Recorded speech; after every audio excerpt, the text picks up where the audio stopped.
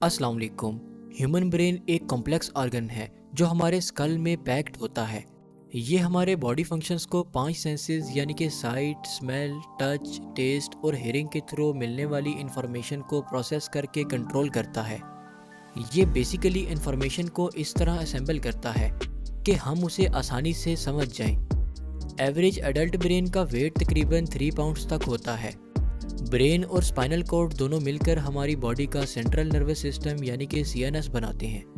क्योंकि ब्रेन एक vital body organ है, इसलिए ये एक थिक प्रोटेक्टिव बोन यानी कि स्कल और मेनिंजेस में पैक्ड होता है।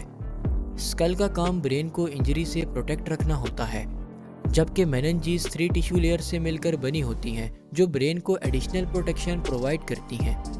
आउटर मोस्ट लेयर को ड्यूरा मैटर कहते हैं और ये थिक और टफ होती है। ये लेयर थिक फाइब्रस टिश्यूज से बनी होती है।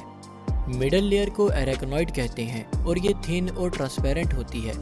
ये लेयर भी फाइब्रस टिश्यूज से बनी होती है। इनर मोस्ट लेयर को पिया मैटर कहते हैं और ये थिन और वेस्कुलर लेयर होती है जो ब्रेन सरफेस के साथ डायरेक्टली अटैच्ड होती है।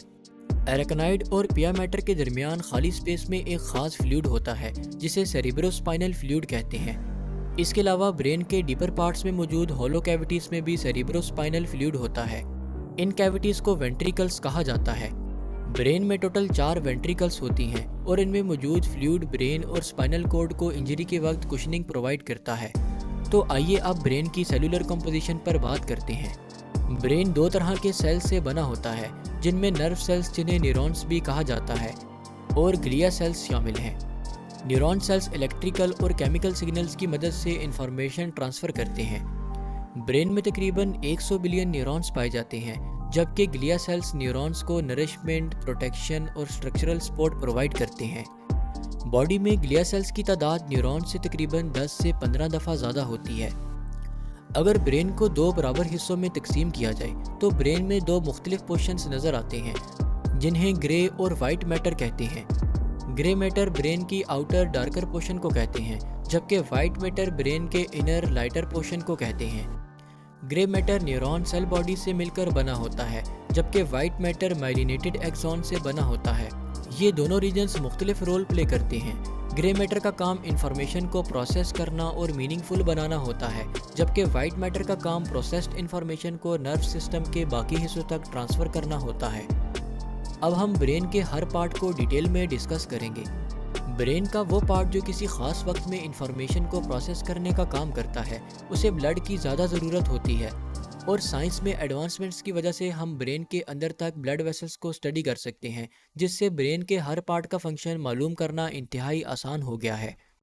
स्ट्रक्चर के हिसाब से ब्रेन के 3 अहम हिस्से होते हैं, जिनमें फोर ब्रेन, मिड ब्रेन और हाइंड ब्रेन शामिल हैं। हर पार्ट में मल्टीपल सब पार्ट्स पाए जाते हैं। फोर ब्रेन में जो स्ट्रक्चर्स पाए जाते हैं उनमें cerebrum, thalamus, pituitary gland, pineal gland, limbic system और अल्फैक्टरी बल्ब शामिल हैं। सेरिब्रम सेरिब्रम हमारे ब्रेन का सबसे बड़ा पोर्शन है और ये बड़े फंक्शंस परफॉर्म करता है, जैसा कि सोचना और एक्शन लेना वगैरह। सेरिब्रम को 2 हिस्सों में तकसीम किया जा सकता है, जिनमें राइट और लेफ्ट हेमिस्फेयर्स शामिल हैं। एक्सॉन्स का बंडल, जिसे कॉर्पस कैलोसम कहते हैं, ये दोनों हेमिस्फेयर्स को आपस में कनेक्ट करता है। हर हेमिस्फेयर बॉडी के ऑपोजिट पार्ट को कंट्रोल करता है। मसलन अगर ब्रेन के राइट साइड पर स्ट्रोक हो तो इससे हमारी लेफ्ट आर्म या लेग कमज़ोर या पैरालाइज हो सकती है। राइट हेमिस्फेयर को इंसान में क्रिएटिव साइड समझा जाता है, जबकि लेफ्ट हेमिस्फेयर को लॉजिकल साइड। आसान अल्फाज में left hemisphere speech, comprehension, arithmetic और राइटिंग को कंट्रोल करता है, जबकि right hemisphere creativity, special ability, artistic और म्यूजिकल स्किल्स को कंट्रोल करता है।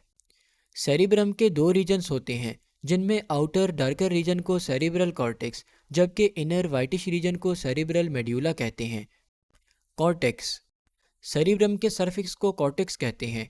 ये हिल्स और वैलीज की तरह फोल्डेड अपीयरेंस में नजर आता है। न्यूरॉन सेल्स बॉडीज की वजह से कॉर्टेक्स का कलर ग्रे होता है। आप सेरिब्रल कॉर्टेक्स को ऑरेंज पील की तरह समझ सकते हैं। इमेजिन करें कि ग्रे मैटर ऑरेंज पील की तरह हो, तो इसके अंदर का पोर्शन मेड्यूला वाइट मैटर होगा। कॉर्टेक्स की कंप्लीट फोल्डिंग ब्रेन के सरफेस एरिया को इंक्रीज करती है, जिससे से ज़्यादा न्यूरॉन्स स्कल के अंदर फिट हो सकते हैं और ज़्यादा फंक्शंस परफॉर्म कर सकते हैं। कॉर्टेक्स के हर फोल्ड को जाइरस कहते हैं और हर फोल्ड के दरमियान ग्रूव यानी कि खाली जगह को सल्कस कहते हैं।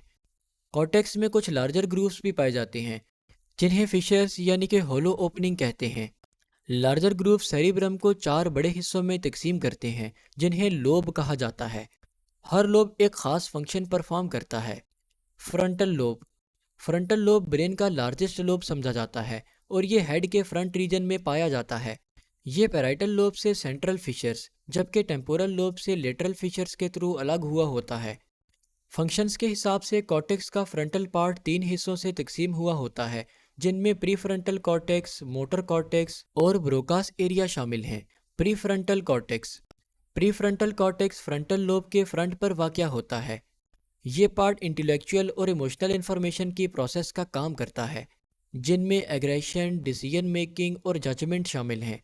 मसलन अगर आप कंजेस्टेड एरिया में ड्राइव कर रहे हैं तो आपको छोटे से वक्त में बहुत सी इंफॉर्मेशन प्रोसेस करनी होती है जिसके लिए प्रीफ्रंटल लोब को मुसलसल एक्टिव रहना पड़ता है ताकि आपको हर स्टेप पर जजमेंट में आसानी हो सके।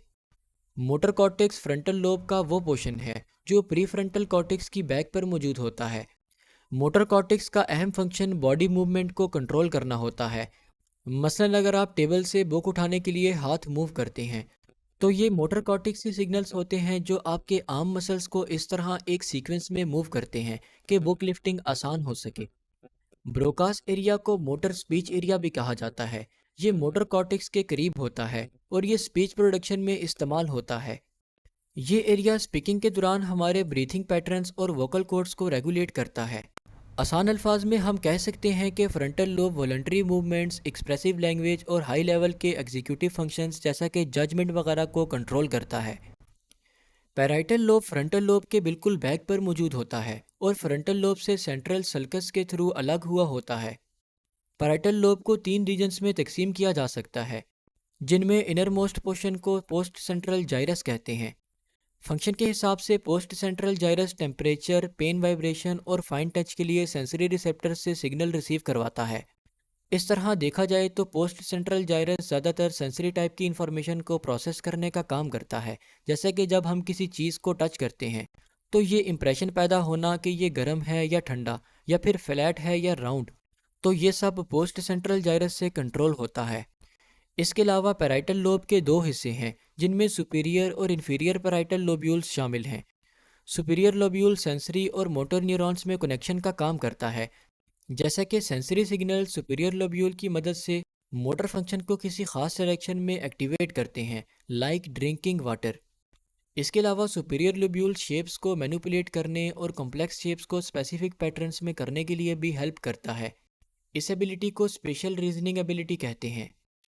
पैराइटल लोब का तीसरा पोर्शन इन्फीरियर पैराइटल लोब्यूल है जो मैथमेटिकल ऑपरेशन सॉल्व करने में हेल्प करता है, जैसा कि मंथली इन्वेस्टमेंट्स और बिजनेस में टर्नओवर्स के कैलकुलेशंस वगैरह, और इसके अलावा लैंग्वेज को समझने में भी हेल्प करता है। टेम्पोरल लोब ब्रेन की साइड्स पर मौजूद होता है और ये फ्रंटल लोब से लैटरल फिशर्स के थ्रू अलग हुआ होता है। टेम्पोरल लोब में cortical region auditory information, visual processing और मेमोरी वगैरह को कंट्रोल करता है। टेम्पोरल लोब की डिवीजन्स में प्राइमरी ऑडिटरी कॉर्टेक्स जो हमारे कानों से ऑडिटरी इंफॉर्मेशन रिसीव और प्रोसेस करता है ताकि हमें समझ आ सके, मसलन हंसना, रोना और बोलना वगैरह। Visual processing. इसी तरह टेम्पोरल लोब के कुछ रीजन विजुअल प्रोसेसिंग में हमारी हेल्प करते हैं, जैसा कि faces, scenes, heating, cold, air conditioning, traffic etcetera. Memory. Temporal lobe में हिप्पोकैम्पस मौजूद होता है जो मेमोरी, लर्निंग और इमोशंस के लिए अहम समझा जाता है। इसके बारे में हम आगे डिस्कस करेंगे। Occipital lobe. ये लोब हमारे ब्रेन की बैक साइड पर मौजूद होता है और ये पैराइटल और टेम्पोरल लोब के साथ अटैच हुआ होता है। ऑसिपिटल लोब को विजुअल प्रोसेसिंग के लिए मेन सेंटर समझा जाता है। ये हमें कलर्स में डिफ्रेंशिएशन करने, फेसेस को रिकॉग्नाइज करने और डेप्थ परसेप्शन जैसा कि किसी का आपकी तरफ आना या वापस जाना वगैरह। फोर ब्रेन के बाकी स्ट्रक्चर्स में थैलेमस, जो कि एक स्मॉल ओवर्ट स्ट्रक्चर होता है जो ब्रेन के सेंटर में मिड ब्रेन के एग्जैक्टली ऊपर पाया जाता है। थैलेमस रेगुलेटरी गेटवे होता है जो सेंसरी रिसेप्टर से इंफॉर्मेशन को ब्रेन में प्रॉपर रीजन्स तक ट्रांसफ़र करने का काम करता है। ये बेसिकली ब्रेन में इंटर होने वाले मुख्तलिफ सेंसरी इंफॉर्मेशंस को डायग्नोज करता है, जैसे कि ऑडिटरी, विजुअल, टैक्टाइल यानी कि टचिंग और टेस्ट वगैरह, और इस इंफॉर्मेशन को कॉर्टेक्स में स्पेसिफिक लोब्स तक पहुंचाता है। ये ब्रेन के मुख्तलिफ सेंटर्स और स्पाइनल कॉर्ड से इंफॉर्मेशन जमा करता है और उसे सेरिब्रल कॉर्टेक्स में करेक्ट एड्रेस तक पहुंचाता है। इसके अलावा thalamus regulation of sleep, alertness और वेकिंग अप को भी कंट्रोल करता है। The limbic system. Limbic system एक कॉम्प्लेक्स स्ट्रक्चर है जो सेरिब्रम के एग्जैक्टली नीचे पाया जाता है। इस रीजन में हाइपोथैलेमस, हिपोकैम्पस और अमाइगडेला मौजूद होते हैं। हाइपोथैलेमस। हाइपोथैलेमस थैलेमस के बिल्कुल नीचे और पिट्यूटरी ग्लैंड के ऊपर मौजूद होता है। हाइपोथैलेमस का सबसे अहम फंक्शन नर्व सिस्टम को एंडोक्राइन सिस्टम के साथ पिट्यूटरी ग्लैंड्स के थ्रू लिंक करना है। हाइपोथैलेमस कुछ सोमैटिक फंक्शंस को भी कंट्रोल करता है, जैसा कि बॉडी टेम्परेचर, स्लीप और भूख लगना वगैरह। हिप्पोकैम्पस। हिप्पोकैम्पस सेरिब्रम के मीडियल टेम्पोरल लोब में पाया जाता है। हिप्पोकैम्पस का स्ट्रक्चर सी हॉर्स की तरह होता है। हिप्पोकैम्पस का अहम रोल मेमोरी फॉर्मेशन है। यह खासकर न्यू मेमोरीज और इमोशंस और सेंसेस को कनेक्ट करने के लिए अहम रोल प्ले करता है, जैसा कि स्मेल एंड साउंड मेमोरीज। अगर किसी इलनेस की वजह से हिप्पोकैम्पस का एक या एक से ज़्यादा पार्ट्स डैमेज हो जाएं, जैसा कि अल्जाइमर डिजीज़, या फिर किसी एक्सीडेंट में हिप्पोकैम्पस डैमेज हो जाए, तो इससे मेमोरी लॉस और न्यू मेमोरी सेव नहीं हो सकती। एमिगडेला। एमिगडेला एक स्मॉल रफली राउंड स्ट्रक्चर होता है जो मीडियल टेम्पोरल लोब में हिप्पोकैम्पस के बिल्कुल फ्रंट पर पाया जाता है। एमिगडेला का काम इमोशनल और बिहेवियरल कैरेक्टर्स पैदा करना है, जैसा कि खौफ का एहसास, खुशी का एहसास और सोशल कम्युनिकेशन करना वगैरह। इसके अलावा एमिगडेला ब्रेन के रिवॉल्व सिस्टम के साथ भी कनेक्ट हुआ होता है, जैसा कि अच्छा खाना खाते वक्त या किसी से प्यार करते वक्त ये खुशी की फीलिंग पैदा करता है। और ये स्ट्रेस रिस्पांस में भी हेल्पफुल होता है, जैसे कि फ्लाइट एंड फाइट रिस्पांस, जैसे कि किसी डॉग बाइट की वजह से दोबारा डॉग्स के सामने अलर्ट होना वगैरह। अगर मैगडेला में कोई ज़ख्म हो जाए तो इससे पर्सन की एक्सप्रेशनेबिलिटी और स्ट्रेस के वक्त कंट्रोल ख़त्म हो जाता है। Pituitary glands. Pituitary glands P shaped glands होते हैं जो ब्रेन में हाइपोथैलेमस के साथ पिट्यूटरी स्टॉक के थ्रू अटैच्ड होते हैं। ये स्कल के बिल्कुल सेंटर में नोज ब्रिज के बिल्कुल बैक पर मौजूद होते हैं। पिट्यूटरी ग्लैंड्स का मेन फंक्शन नर्व सिस्टम को एंडोक्राइन सिस्टम के साथ लिंक करना है।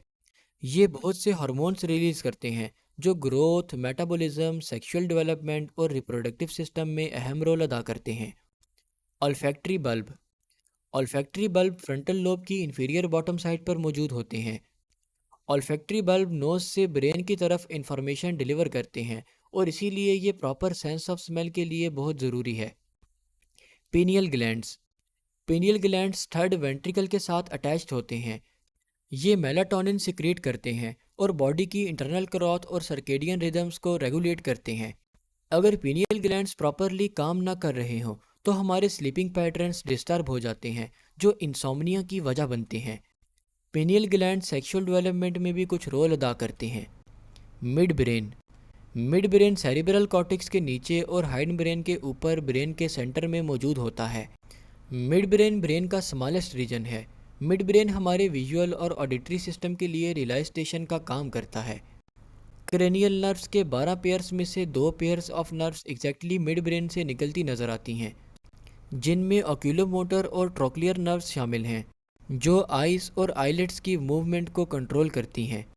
मिड ब्रेन के पार्ट्स में रेड न्यूक्लियस और सब्सटेंशिया निगरा बॉडी मूवमेंट को कंट्रोल करने का काम करते हैं और इनमें large number of dopamine producing neurons मौजूद होते हैं।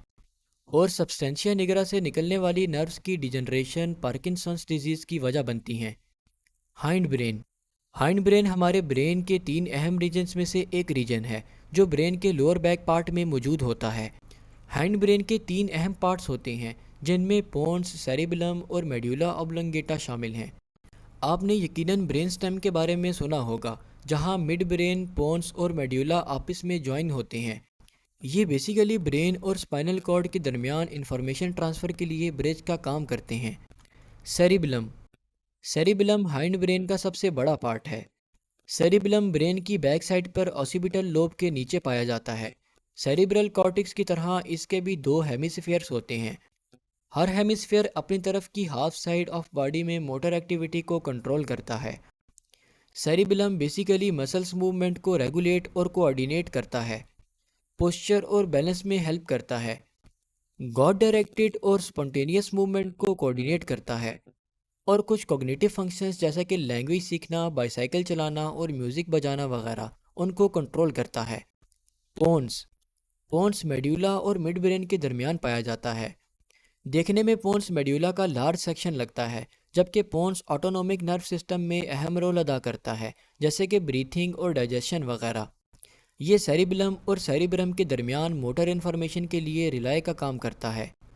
अगर पोन्स में इंजरी हो जाए तो इससे इम्पेयर्ड ब्रीथिंग और कोमा हो सकता है।